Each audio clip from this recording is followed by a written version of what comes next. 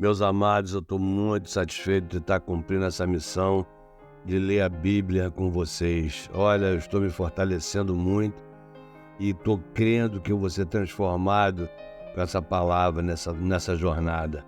Então vamos lá, junto comigo, em Mateus 13, diz assim a palavra do Senhor. Naquele mesmo dia, Jesus saiu de casa e assentou-se à beira-mar. Reuniu-se ao seu redor uma multidão tão grande que ele teve que entrar num barco e assentar-se nele enquanto todo o povo ficou na praia. Então lhes falou com muitas coisas por parábolas, dizendo: O semeador saiu a semear. Enquanto lançava a semente, parte dela caiu à beira do caminho, e as aves vieram e a comeram. Parte dela caiu em terreno pedregoso, onde não havia muita terra, e logo brotou, porque a terra não era profunda.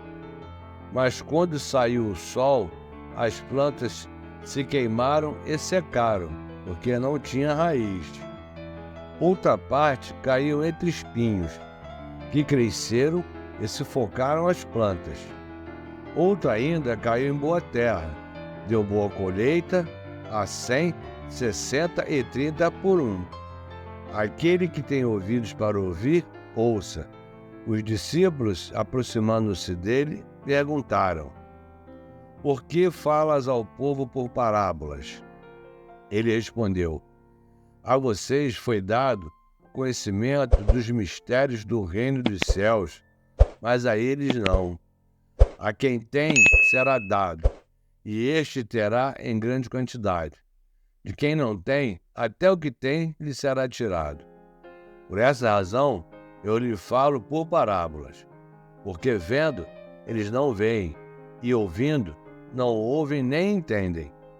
Neles se cumpre a profecia de Isaías: Ainda que estejam sempre ouvindo, vocês nunca entenderão. Ainda que estejam sempre vendo, jamais perceberão. Pois o coração deste povo se tornou insensível. De má vontade ouviram com os seus ouvidos e fecharam os seus olhos. Se assim não fosse, poderiam ver com os olhos, ouvir com os ouvidos, entender com o coração e converter-se, e eu os curaria.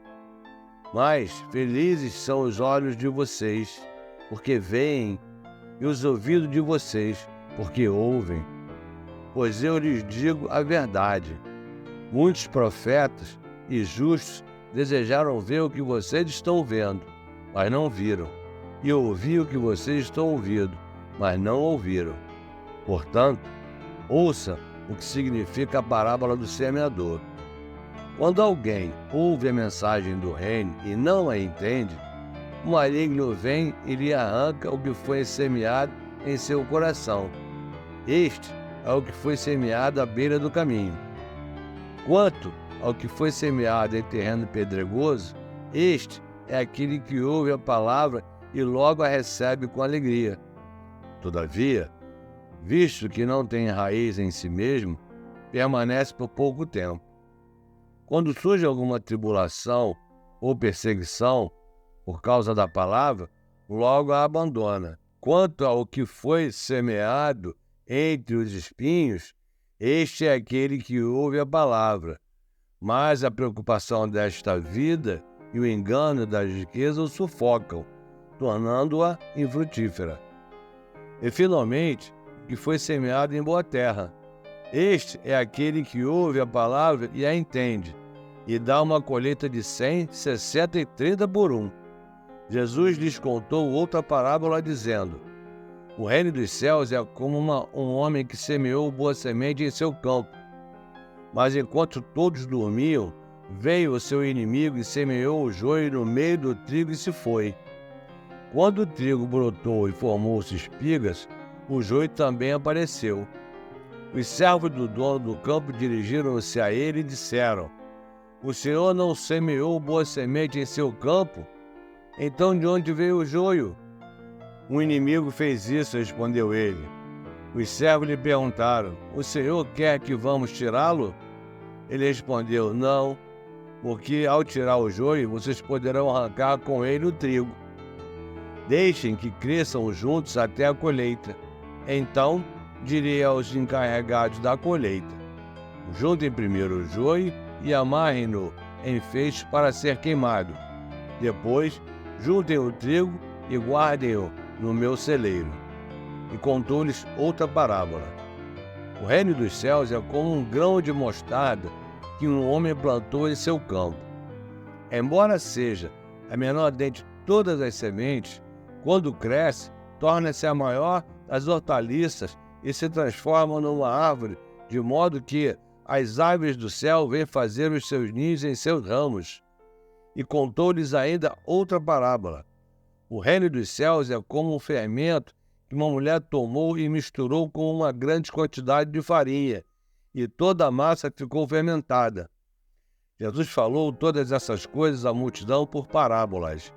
Nada lhe dizia sem usar alguma parábola, cumprindo-se assim o que fora dito pelo profeta: abrirei minha boca em parábolas, proclamarei coisas ocultas desde a criação do mundo. Então ele deixou a multidão e foi para casa.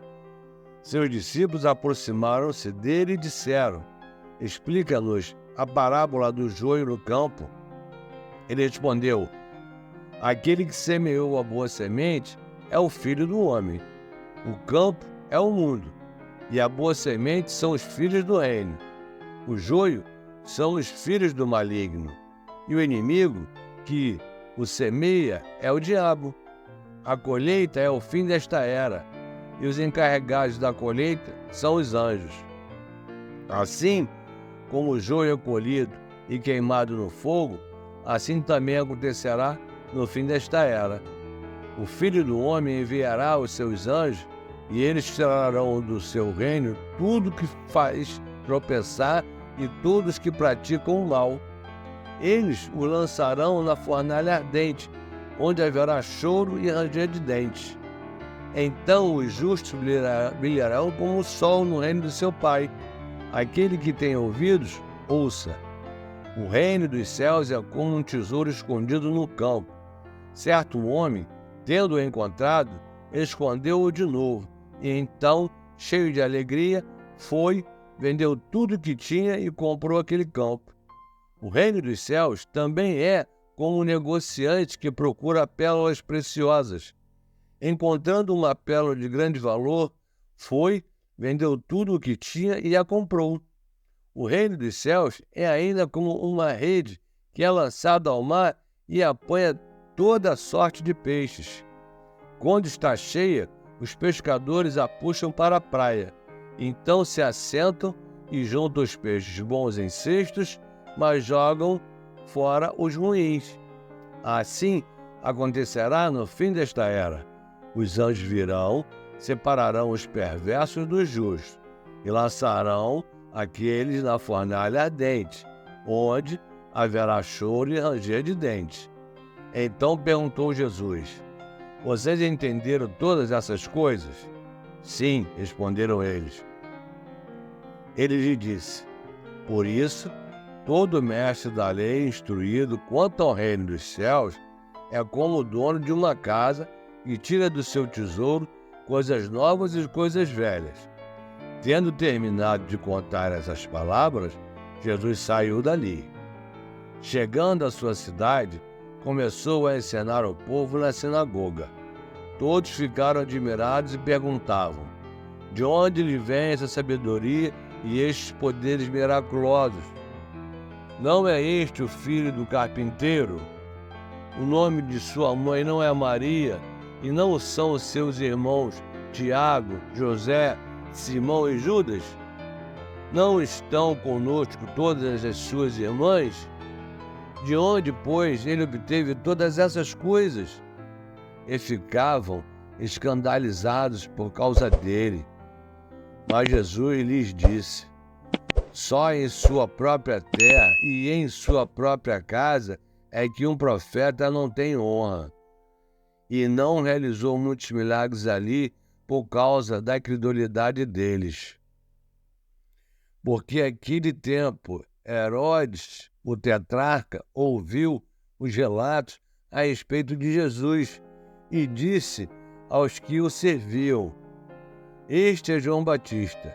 Ele ressuscitou dos mortos. Por isso estão operando nele poderes miraculosos. Pois Herodes havia prendido e amarrado João, colocando-o na prisão por causa de Herodias, mulher de Filipe, seu irmão. Porquanto João lhe dizia: não te é permitido viver com ela. Herodes queria matá-lo, mas tinha medo do povo, porque este o considerava profeta. No aniversário de Herodes, a filha de Herodias dançou diante de todos e agradou tanto a Herodes que ele prometeu sob juramento dar-lhe o que ela pedisse. Influenciada por sua mãe, ela disse: dá-me aqui, num prato, a cabeça de João Batista. O rei ficou aflito, mas, por causa do juramento e dos convidados, ordenou que lhe fosse dado o que ela pedia, e mandou decapitar João na prisão.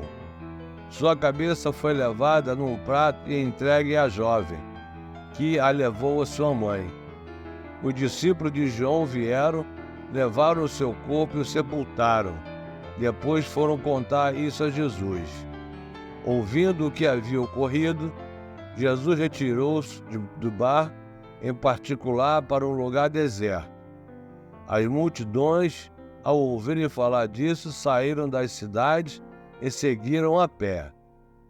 Quando Jesus saiu do bar e viu tão grande multidão, teve compaixão deles e curou os seus doentes.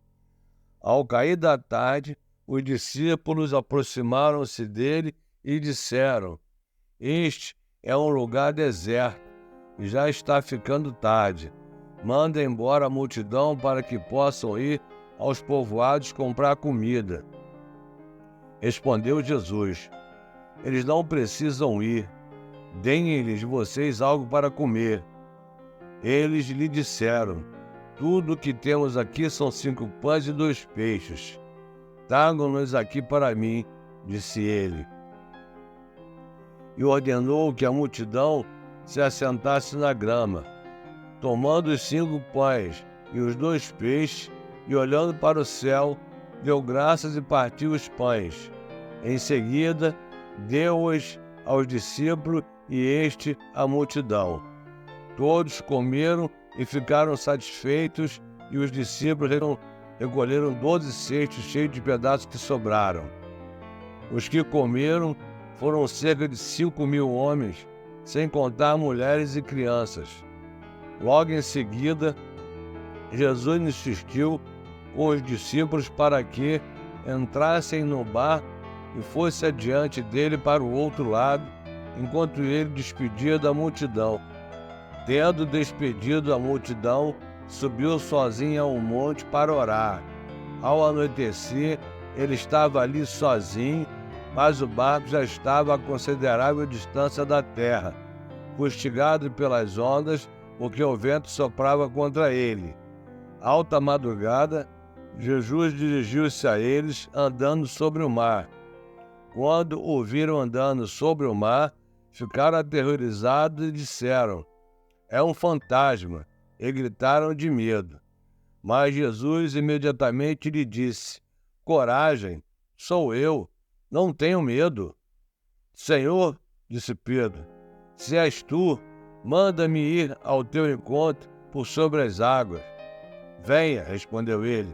Então Pedro saiu do barco, andou sobre a água e foi na direção de Jesus. Mas quando reparou no vento, ficou com medo e, começando a afundar, gritou: Senhor, salva-me!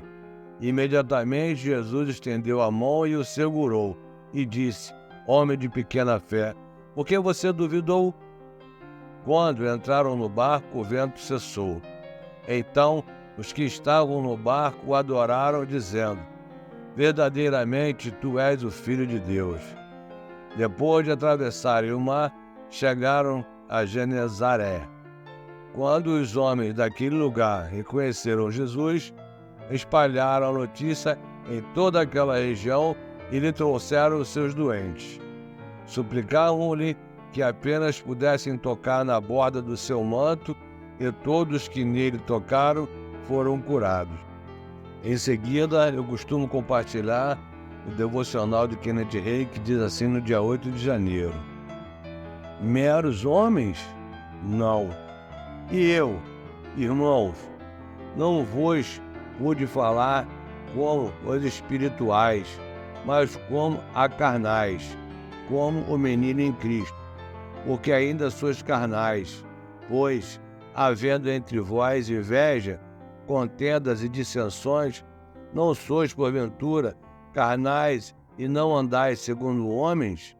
1 Coríntios 3,13. No caso da maioria dos cristãos, sinto dizê-lo, o homem interior não governa o homem exterior. Pelo contrário, o corpo domina o homem interior e é isso que produz cristãos carnais. Uma versão desse texto diz: governados pela carne em vez de carnais. E, realmente, os cristãos carnais são governados pelo corpo. Sois carnais e andais segundo o homem, disse Paulo aos Coríntios. Em outras palavras, viviam como pessoas que não tinham nascido de novo.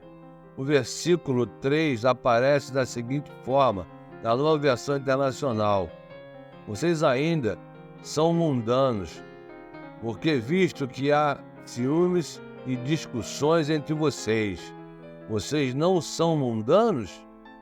Não estão agindo como os meros homens, não transformados? Não faça assim. Recuse-se a viver como mero homem, não transformado. Viva como nova criatura. Determine que o novo homem em Cristo dominará seu ser. E a palavra da confissão é a seguinte: recuso-me a viver como mero homem mundano. Fui transformado. Sou nova criatura em Cristo. Crescerei no Senhor. Crescerei espiritualmente. E eu, o homem interior, dominarei o meu ser. Viverei como um homem espiritual. Irei comportar-me como segundo o padrão da palavra de Deus. Andarei no amor e na fé. Que maravilha de palavra! Gente, isso você não sente quando você declara o poder que tem essa palavra? Está sendo maravilhoso.